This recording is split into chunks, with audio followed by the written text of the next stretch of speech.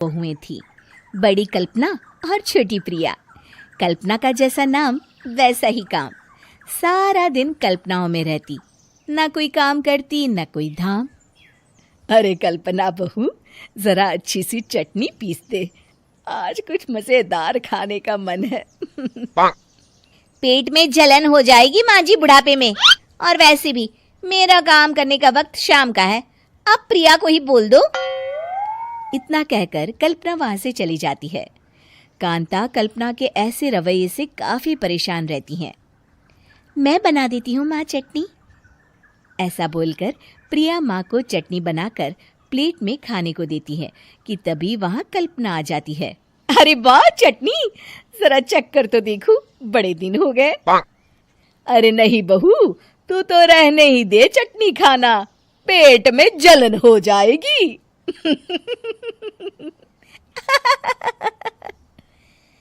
इतना कहकर कांता और प्रिया दोनों हंसने लगते हैं। कल्पना सारा दिन या तो मोबाइल में यूट्यूब देखती या फिर सोती रहती। उसका कमरा भी बिखरा और गंदा रहता। एक दिन कल्पना का पति अशोक उससे कहता है, अरे कल्पना, जानवर भी उस जगह को साफ कर लेता है जहां वो बैठता है, तुम तो इंसान हो, कैसे इतने गंदे कमरे में रह लेती हो? देखो सारा सामान यहाँ वहां बिखरा पड़ा है। ज्यादा अपनी माँ का बोल ना बोलो। हाँ, कमरा तुम्हारा भी तो है, गंदा लग रहा है तो साफ कर लो। पता नहीं तुम्हारे साथ मैं कैसे जिंदगी बिताऊंगा। इतना कहकर अशोक वहां से चला जाता है। कल्पना बस खाना खाने बाहर आती और फिर से कमरे में चली जाती। इससे कांता बहन काफी परेशान रहती। एक दिन प्रिया कांता से कहती है, माँ, मैं सारा दिन काम करके थक जाती हूँ, आप कल्पना दीदी से कहिए ना कि सुबह और शाम का काम बांट ले, मैं तो अब सिर्फ एक वक्त का ही काम करूँगी। हाँ। अरे तू वो भी ना करना, एक बहू तो कामचोर थी ही, दूसरी भी आ गई काम ना करने के बहाने लेकर। तभी वहां प्रिया का पति रमेश आ जाता है। माँ, मैं देख रहा हूँ भाभी कोई काम नहीं करती, प्रिया सारा दिन घर और रसोई का काम करती है, अब कुछ करो ना माँ। कांता मन में कुछ सोचती है और कल्पना के पास जाती है। कल्पना फोन पर मेल देख रही होती है। कल्पना, तुम सारा दिन बस मोबाइल देखती हो, घर का कोई काम भी कर लिया करो। प्रिया सारा दिन काम करके थक जाती है। आज से मैंने फैसला किया है, एक वक्त का काम तुम करोगी, सुबह का खाना तुम बनाओगी और रात का प्रिया। आप लोगों ने काम को हव्वा बना रखा है।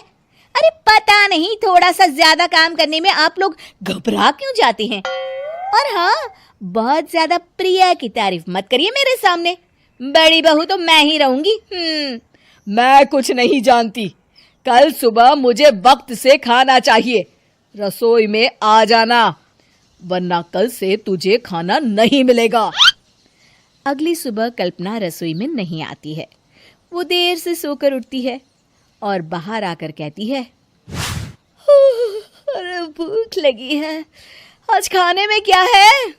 इतनी देर हो गई, आज किसी ने मुझे उठाया भी नहीं, पता नहीं कहाँ है सब। कल्पना को घर में कोई नहीं दिखता।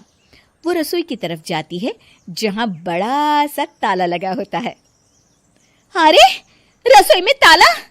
ओ, मैं तो भूल ही गई थी। माँ ने आज से सुबह का खाना मुझे बनाने को कहा था। हे भगवान, इतने लोगों का खाना बनाना क्या आसान है? तभी घर के सारे सदस्य बाहर से वापस आते हैं। वाह माँ जी, मजा आ गया छोले भटूरे खाकर। मेरे मुंह में तो अभी भी स्वाद आ रहा है।